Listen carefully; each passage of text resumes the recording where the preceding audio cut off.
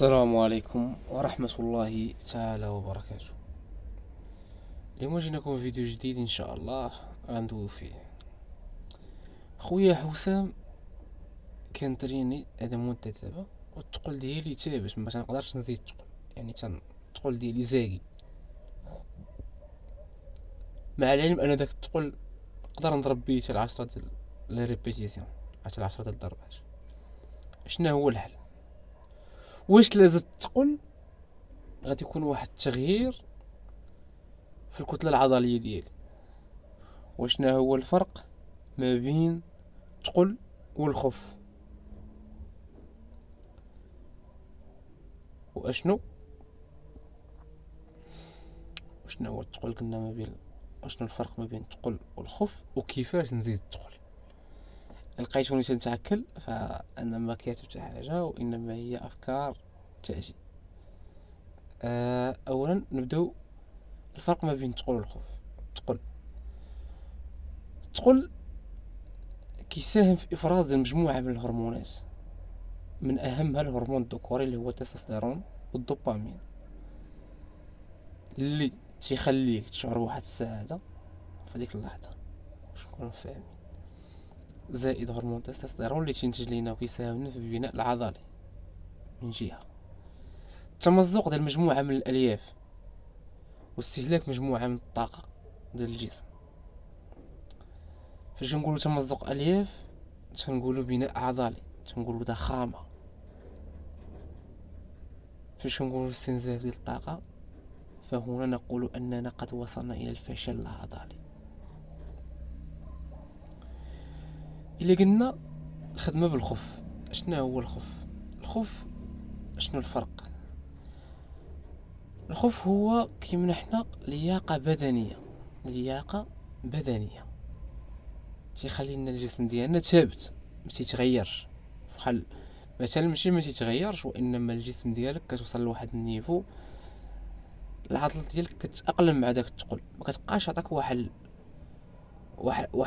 الكتله جديده، صافي تيولي جا عادي، صافي كتطبع بداك الثقل، كيولي عندها يعني غتدخل غتهز واحد الثقل غضرب بيه 10 ديال. فين هو الحدث؟ ما كاينش. واش خلقتي واحد الصدمه للعضله؟ لا. يعني اشنو؟ مثلا كنتي انت في 60 كيلو، راه غتبقى في 60 كيلو، ولكن غتولي عندك قوه زايده في ديك ال 20 كيلو، غتولي تضرب بها. مثلا كنتي كضرب بها في الاول 3 ولا 4 ديال ريبيتيسيون، غتولي تضرب بها ديك، غتولي تضرب بها 10 ولا 12، وغتبقى هكاك. كاين اللي هو هكا كيشد واحد الثقل وتيبقى فيه، وكاين اللي قادر يزيد الثقل وتيقولك لا ما نزيدش الثقل. انا ماشي ضدك، وانا ماشي معاك، وما غادي بك حتى علاقه. انا غنعطيك فكره، انا تناقش انا وياك موضوع، انا ما تناقشكش انت. اش غنقول لك؟ اولا باش نزيدو الكتله العضليه قلنا خاصنا ضروري نزيدو الثقل. قلنا الفرق ما بين الثقل والخف. كيفاش نزيد الثقل؟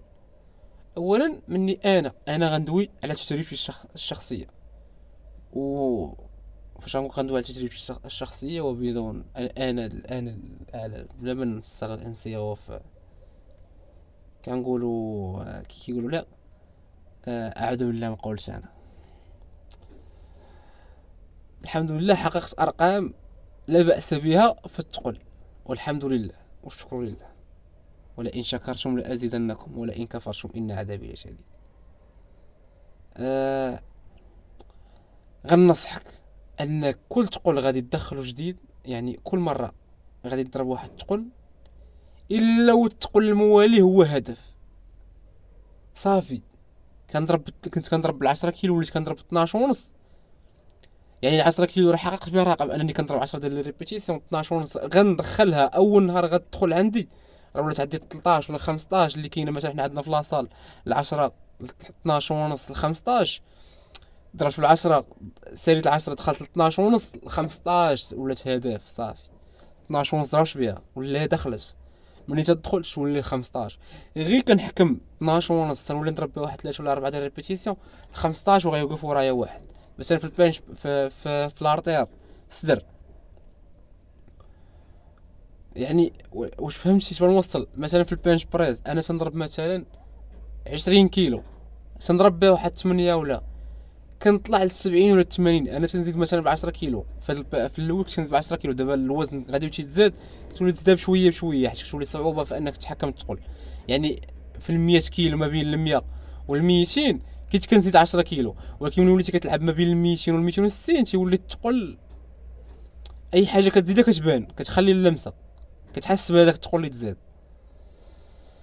كي قلنا فاش غنكون كنضرب بال 20 كيلو، فاش كندوز للثقل الموالي راه خاصني انا كنضرب بال 20 كيلو، خاصني نطلع مثلا ل 30 كيلو، خاصني نطلع ليها. ضربت بها، انا وليت كنضرب 3 ضربات 4 ضربات. يعني صافي 40 كيلو خاصها تكون موجوده كتسنى، عقلك معاها. راه ملي كيدخل واحد الوزن اللي تابعو صافي جاي، يعني رقم ورا رقم. ما كنبقاش نضرب بهادي ونحقق بها واحد 10 عاد كندخل عقلك تتعلموا شويه العجز. لا ما خاصوش العجز، طط بيه فيه ابيه فيه. تقول لي واتلا وانا راه تقرا غيضرب لي واحد تمزوق وكذا. راه فاش كنقول لك ضرب شي واحد الحاجه اللي موراها باش غضرب بها. ولو انا وعاود نقول انا فاش بغيت نضرب 250 ما قديتش نبوشي من الاخر، مع العلم ان العشيره ديالي معايا الزاوي معايا ما قديتش نبوشيها. اش قلت لي ابا نموت انا، هاتشيري الزبور، هاتشيري خرج من القيامه، تدفع الشر ما لا شنو بيوقع. انا تنتيق في راسي وتنتيق في الدري اللي ورايا، حيت عارف وانا شكون هو، عارف العزوه شكون هو صافي. يعني غنشيري غنجبد ولو ما غنضربهاش، وخا نخرجها من البلاصه ديالها. اش وقع هنا؟ حس بواحد ديكالاج، حس بواحد الصدمه، بقى لي واحد فافيتي وقتيه. المره الثانيه خرجنا ال 250 هبطناها، طلعتها نص ضربه. الحصه الثالثه طلعت ال 250. واش انا كون بقيت في ال 240 غنضربها وغنعاود نضربها وغادي نعاود نضربها؟ ولكن 250 جاء انا، حيت انا لوبجيكتيف ديالي ماشي هو الثقل كتقل، وانما عقلي هو باغي الثقل. لو كور ديالي هو الله اعلم. راه شحال من واحد يقول لي راه تخرج على صحتك راك كدير، ولكن هو لا يدري انني انا واحد الانسان والذات ديالو تاقلمات. داك تقول لي خالك بالنسبه لي انا بحال داك تقول لي خالك حتى داك تقول لي خالك حتى ديال 100 كيلو هو هذيك 300 كيلو. انا تنشوف في 300 كيلو. راه ماشي كنقول لك انا صحيح، لا، راه هذا هو السيستم اللي غيوقع لك حتى فاش غتتبع هذا البروغرام وغتعيش معاه. ما عرفتش واش قلت لك شي حاجه مفيده ولا ما قلتهاش، انما الهضره اللي قلت ما عرفتش واش غدوز لك حتى من دماغك. يعني اوتوماتيكمون نضرب تقول لي موراه خاص يكون كيتسنى فيا معايا طط غنخرج هذه ندخل في هذه صافي. ما كاينش لا غنضرب حكمتها دخلت. وديما نصور فيديو علاش تصور فيديو؟ اصور ما تحطيش، ما بغاش بوست حياتك هذه كنصوريه خليه عندك. تنشوف واش الحكمه ديال الكود ديالي، واش البهره مشدوده مخيره ولا لا، واش كتفي ندير فيه شي فوشيف ولا لا، واش ايدي نفوت على شويه ولا، واش العباره هو هذاك فين درت لها فوت، لا زباليت فين درت لها فوت. تنتعلم من الغلط ماشي تندير غلط وتنعاود نعيشو. انا باش كنبغي نزيد تقل تنخدمش. انا واخا نبغي نضرب مثلا تقل عندي ريتم كنخدم به من نهار ترينيت مسلكني وغيسلكك، وانا غنعطيك علاش. اولا الخف، تنسخن صدري مزيان. انا تنضرب مثلا اكبر ارض عندنا في لاصال هي 50 كيلو، تنضرب ب 50 كيلو انا تنسخنها ب 7.5 وتنعاود نسخن ب 10 كيلو وعاد كنطلع ل 20 وتنضرب مورا ال 20 تنضرب ب 30 ونقدر نضرب بال 25 وكنضرب ب 30 عاد كنطلع ل 40 ولا 34. وحده فيهم غنضرب بها. الا ضربت بال 34 غنطلع ل 50، الا ضربت بال 40 غنطلع ل 50. ما عنديش فرق. شحال ضربت من السيري 5 ولا 6 ولا صاحبي؟ انت راه تقوت السيريات، راك درتي استنزاف الطاقه وغادي تبغي تضرب الثقل، ما غاديش تضرب الثقل اصاحبي، وراه غادي نفشل. غنلخص لك هادشي كامل في كون انك تستهدف الالياف الحمراء والالياف البيضاء، وكتكون عندك طاقه كثر من الاول.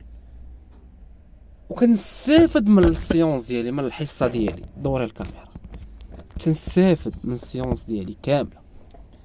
يعني الاستهداف الاول والاستهداف الثاني هو الالياف البيضاء والالياف الحمراء، غنديروا عليهم فيديو وغنعطيو البلايص فين كاينين. ثاني حاجه هي انا داخل باش نفشل يا استاذ، ما داخلش باش نتقل. يعني اللي غتوصل ليا الخدمه هي ديالي، ولكن كيفاش غنوصل هذيك الخدمه؟ الا كنت انا فشلت من دوك 6 سيريات، السيري اللي موراه حتى هو غندخل فيه فاشل، ولكن العضله مستافده. يعني اشنا هو الهدف الاسمى ديالك وسط الحصه؟ هو الفشل العضلي، ياك؟ هو الفشل العضلي، ماشي هو الثقل. الاغلبيه داخل فكره بنتقل. واش غنتقل؟ لاش ولاش غنتقل؟ باش نفشل العضله صافي. غتجيك في شكال حتى كيفاش غنضرب انا في السيريات كاملين. واش غنستافد؟ غتستافد. اول حاجه ما غيوقعلكش اصابه، ما غتوقع لك، غتكون مستهدف الالياف البيضاء والالياف الحمراء اولا، وغتكون مستهدف الالياف البيضاء، وغتكون عندك لياقه بدنيه، وغتكون عندك ضخامه عضليه. واش فهمتي؟ باش نوصل لك العشير ولا؟ وذوقني راه شي احتاج غتريح مع واحد اخر غيقول لك العكس ديال الهضره. واقسم لك بالله ماشي كلشي غتخدم. انا نقدر نقول لك كلشي غتخدم ليا صاحبي، هادشي نقدر نقول لك. غيعيش معاه، انا ما غاديش نديرو الاستثناءات، ولكن عيش معايا الدور. اسمعني، استهداف الالياف الحمراء اول حاجه استعداد العضله للتمرين كنوجدها. ثانيا استهداف الالياف الحمراء. ثالثا استهداف الالياف البيضاء. رابعا تكوين اللياقه البدنيه في الجسم. الاولين راه تنكون كنضرب بهم سيريات كثار، نضرب 12 13 14 15 ريبيتيسيون. شوف جدرواني العضله راه كتاقلم مع هادشي راه كيدوز وسط الحصه. استهداف قلنا الالياف البيضاء، وعاد قلنا ضخامه العضليه. قلنا الالياف البيضاء في الاول، الضخامه العضليه يعني تمزق اكثر ديال الالياف، ووصول الفشل العضلي اكثر، واستنزاف طاقه. يعني استنزاف طاقه. غتقولي لي كيفاش استنزاف طاقه؟ اش غنستافد من استنزاف طاقه؟ واش داخل تشرك دير في لاصه باش تستافد الجليكوجين اللي عندك في الحصه تحوليه لطاقه باش قطع الله يدير خير هذا الفيديو هذا.